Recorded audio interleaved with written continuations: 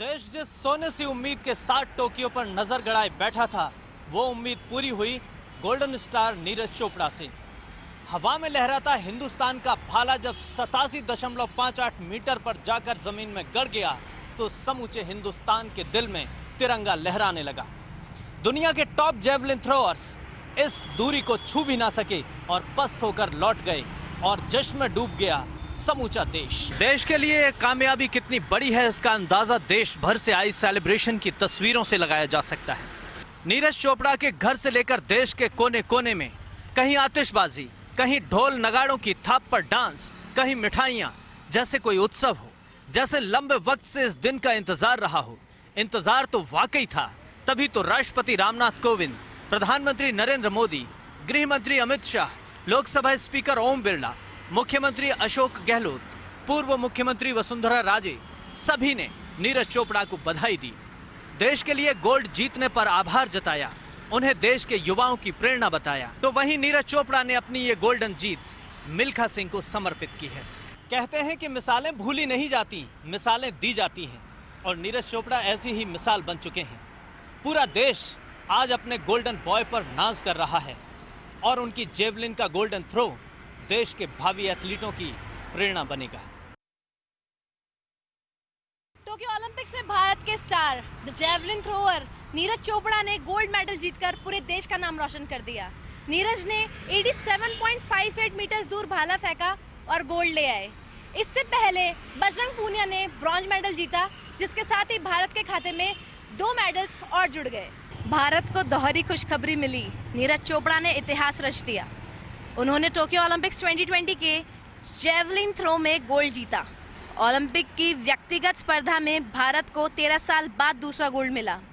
Beijing Olympic 2008 में पहली बार स्वर्ण पदक जीतने का कारनामा दिग्गज शूटर अभिनव बिंद्रा ने किया था और 2021 में the golden boy Neeraj Chopra ने।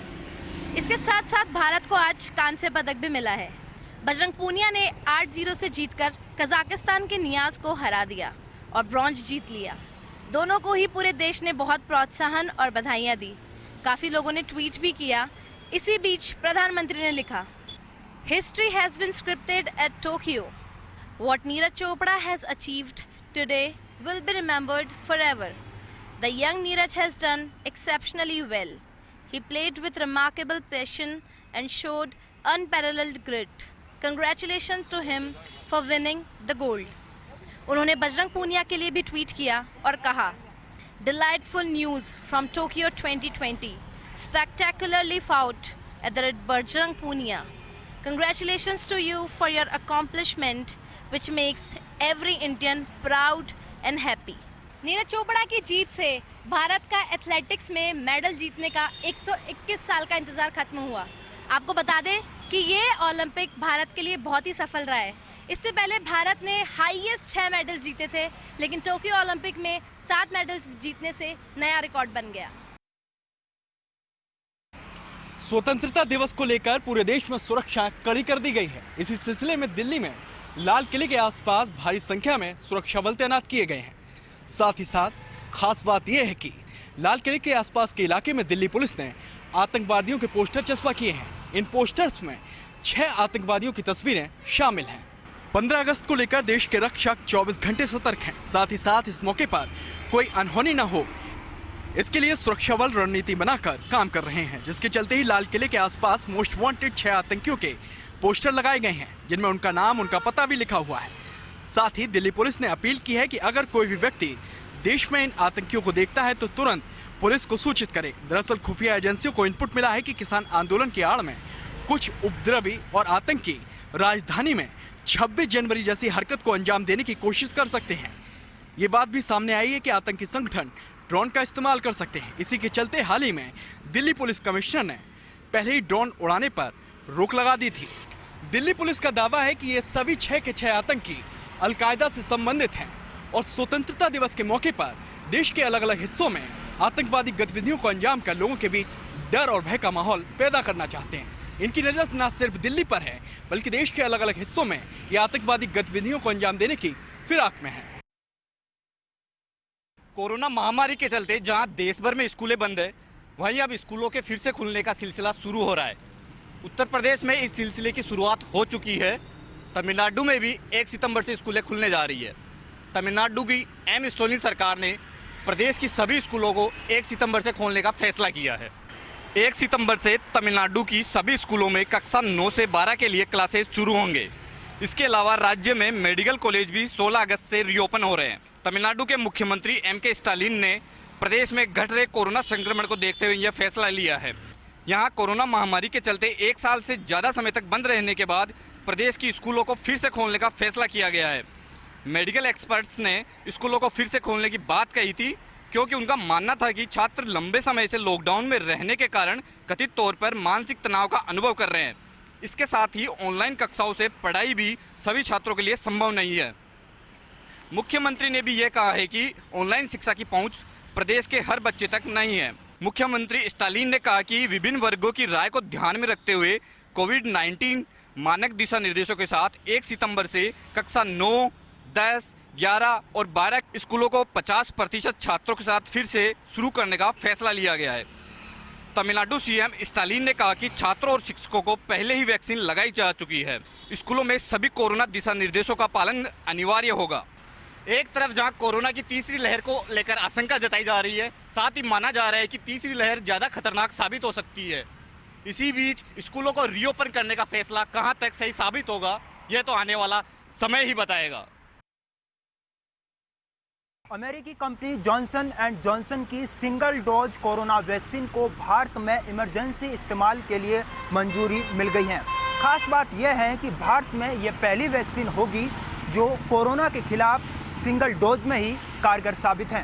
देश के स्वास्थ्य मंत्री मनसुख मांडविया ने ट्वीट किया और लिखा, भारत ने अपनी वैक्सीन बास्केट का विस्तार कर लिया। जॉनसन एंड जॉनसन को भारत में इमरजेंसी इस्तेमाल की मंजूरी मिल गई है। अब तक भारत में 5 वैक्सीन को इमरजेंसी इस्तेमाल की मंजूरी मिल चुकी है। जॉनसन एंड जॉनसन इंडिया के प्रवक्ता ने मंजूरी मिलने पर बयान जारी कर खुशी जताई। कहा कि हमारी सिंगल डोज वैक्सीन गंभीर बीमारी को रोकने में 85% प्रभावी है। बता दें कि कोविशील्ड, कोवैक्सीन, स्पुतनिक वी और मॉडर्ना के बाद जॉनसन 5वीं वैक्सीन है जिसे मंजूरी मिली है। भारत में सीरम इंस्टीट्यूट की कोविशील्ड, भारत बायोटेक की कोवैक्सीन और रूस की स्पुतनिक वी का इस्तेमाल हो रहा है, तो वहीं सरकारी केंद्रों पर कोविशील्ड और कोवैक्सीन मिल रही हैं। तो अब 5वीं वैक्सीन को मंजूरी मिलने पर उम्मीद जताई जा रही है कि भारत का कोरोना टीकाकरण अभियान और ज़्यादा मजबूत होगा। उफनती नदियों और छलकते बांधों के साथ हाड़ौती अंचल में बने बाढ़ के हालातों का जायजा लेने के लिए लोकसभा स्पीकर ओम बिरला संसदीय क्षेत्र के दौरे पर रहे। बिरला ने कोटा एयरपोर्ट से हेलीकॉप्टर से उड़ान भरने के बाद सांगोद, बपावर और खानपुर इलाकों में बाढ़ और जलभराव को लेकर बने हालातों का पहले हवाई सर्वे किया और बाद में 12 के अंत हेलीपैड पर उतरकर सड़क मार्ग से वो सांगोद पहुंचे और वहां नाव में सवार होकर के सांगोद के कस्बों और बाजारों में भरे पानी के हालातों को खुद देखा और वहां ग्रामीणों से भी बाढ़ के हालातों को लेकर फीडबैक लिया। बिरला ने बाद में बूंदी जिले का रुख किया, जहां उन्होंने केशवरायपाटन में दीवार गिरने से एक ही परिवार के 7 लोगों की मौत पर शोक का इजहार किया और परिजनों के बीच पहुंचकर उन्हें ढांढस बंधाया। बिरला ने बाद में पाटन, कापरेन, अड़ीला और रोटेदा होते हुए कई गांवों का भी दौरा किया और वहां भी बाढ़ और जलभराव के हालात देखे। अपने दौरे के दौरान बठिंडा से बात करते हुए लोकसभा स्पीकर ने कहा कि हमारी कोशिश है कि हम बाढ़ प्रभावितों तक अधिकतम मदद पहुंचा सकें। कोटा अंचल में जहां भी बाढ़ के हालात हैं वहाँ SDRF के साथ ही एनडीआरएफ और सेना को पहले ही बुलाया जा चुका है और अगर कहीं पर हेलीकॉप्टर से रेस्क्यू करने की आवश्यकता पड़ेगी तो हमने उसकी भी तैयारी कर ली है। बिरला कल भी कोटा दौरे पर रहेंगे, जहाँ वो इटावा और खातोली में पहले जलभराव वाले इलाकों का हवाई सर्वे करेंगे और बाद में सुल्तानपुर और पिपलदा समेत कई गाँवों का भी दौरा करेंगे। टोड़ा भीम उपखंड में बालघाट थाना क्षेत्र के पहाड़ी भोपुर गांव के समीप गंभीर नदी में एक युवक बह गया, जिसका देर शाम तक सुराग नहीं लग सका। सिविल डिफेंस टीम और गोताखोर देर शाम तक तलाश करते रहे। ग्रामीणों ने बताया कि पहाड़ी गांव निवासी मुरारीलाल भोपा दोपहर 2 बजे के करीब सामान लेकर नदी पार कर रहा था। इस दौरान तेज बहाव में बह गया। सूचना पर ग्रामीणों की भीड़ लग गई। स्थानीय लोगों ने अपने स्तर पर तलाश की। जिला प्रशासन को भी सूचना दी गई, जिससे सिविल डिफेंस टीम मौके पर पहुंची। बालघाट और श्री महावीर थाना पुलिस भी मौके पर पहुंच गई और सिविल डिफेंस टीम सदस्यों ने उसको तलाश किया, लेकिन सुराग नहीं लग सका। मुरारी लाल इधर उधर गांवों से जैसे तैसे अपने परिवार का भरण पोषण करता था। उसका सुराग नहीं लगने से परिजनों में भी रुदन मचा हुआ है। उधर पुलिस अधिकारियों का कहना है कि देर रात होने के कारण तलाशी कार्य रोक दिया गया, सुबह फिर से तलाश शुरू की जाएगी।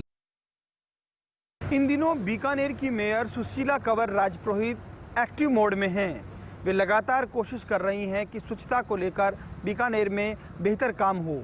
इसी के मद्देनज़र आज मेयर अल सुबह 6 बजे निकल गई और एक स्टिंग ऑपरेशन किया, जिसमें साफ तौर पर निकल कर आया कि जो कचरा संग्रहण के लिए ट्रैक्टर ट्रॉली लगी हैं वो बेहतर काम नहीं कर रही। ट्रैक्टर ट्रॉलियों में कचरे के बजाय कंकड़ पत्थर थे, रेत था या कुछ रद्दी भरी हुई थी, जिसको लेकर मेयर ने नाराजगी भी जताई। मेयर सुशीला कंवर ने पर्ची काटने वाले 5 कर्मचारियों को वहां से हटा भी दिया। मेयर सुशीला कंवर का कहना था कि दरअसल कोशिश ये है कि इससे निगम को जो राजस्व नुकसान होता है, ट्रैक्टर की ट्रॉली की बारियां ज़्यादा दिखाते हैं, इसके अलावा सफाई भी सही तरीके से नहीं हो रही, इसलिए एक तरह से ये डिकॉय या स्टिंग हमने किया था। आगे भी हम औचक निरीक्षण करेंगे। हमारी कोशिश यही है कि बीकानेर साफ़ सुथरा बने।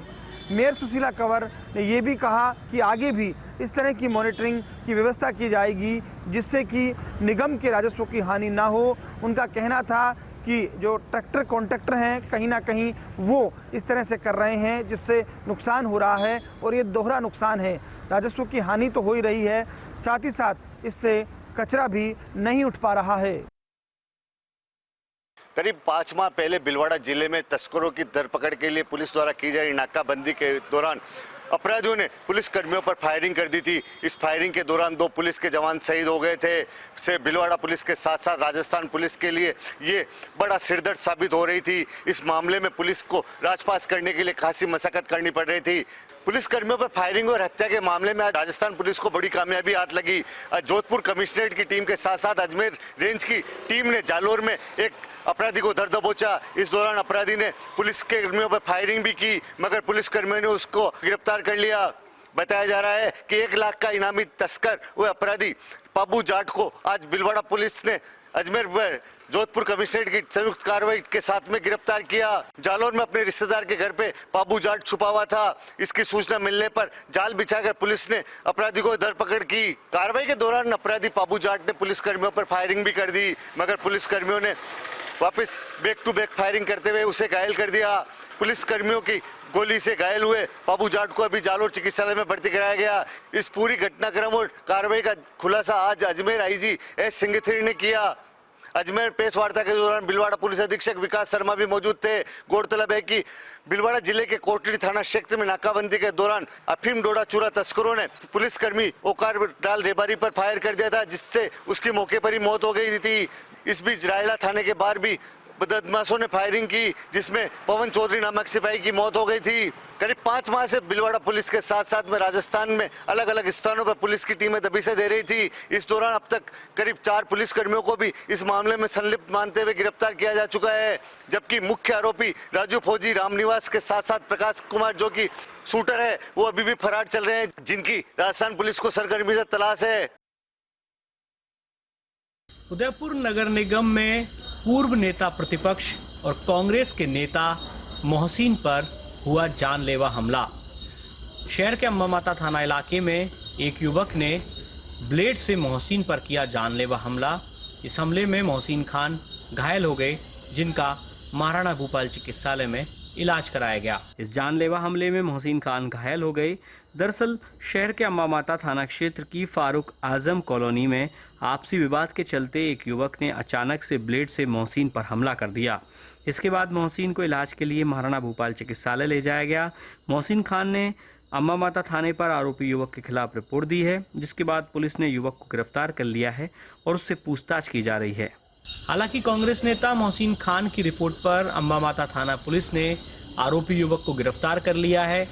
प्राथमिक रूप से पूरा मामला आपसी रंजिश का है, लेकिन पुलिस तमाम पहलुओं को ध्यान में रखते हुए जांच कर रही है।